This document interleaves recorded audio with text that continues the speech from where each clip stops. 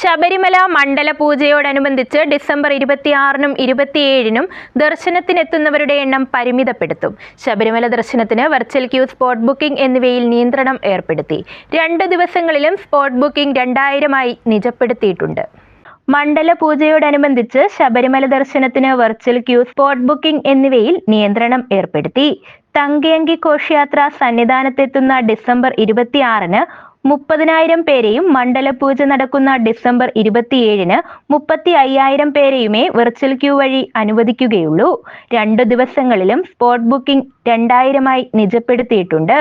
തങ്കയങ്കി ഘോഷയാത്ര എത്തുന്ന ദിവസം സന്നിധാനത്തേക്കുള്ള ഭക്തരുടെ നീക്കത്തിലും ക്രമീകരണം ഏർപ്പെടുത്തും. മണ്ഡലപൂജയ്ക്ക് ശബരിമല അയ്യപ്പസ്വാമിക്ക് ചാർത്തുവാനുള്ള തങ്കയങ്കി വഹിച്ചുകൊണ്ടുള്ള രഥഘോഷയാത്ര ചൊവ്വാഴ്ചയാണ് ആറന്മുള പാർത്ഥസാരഥി ക്ഷേത്രത്തിൽ നിന്ന് പുറപ്പെട്ടത്. ഘോഷയാത്ര 26-ന് രാവിലെ 11-ന് നിലയ്ക്കൽ ക്ഷേത്രത്തിലും ഉച്ചയ്ക്ക് 1:30-ന് പമ്പയിലും ദീപാരാധനയ്ക്ക് മുമ്പ് സന്നിധാനത്തുമെത്തും. 26-ന് രാവിലെ 9 മണിക്ക് ശേഷം നിലയ്ക്കലിൽ നിന്നും 10 മണിക്ക് ശേഷം പമ്പയിൽ നിന്നും ഭക്തരെ സന്നിധാനത്തേക്ക് വിടില്ല. ഘോഷയാത്ര ശരംകുത്തിയിലെത്തിയ ശേഷമായിരിക്കും ഭക്തരെ പമ്പയിൽ നിന്നും കടത്തിവിടുന്നത് പുനരാരംഭിക്കുക.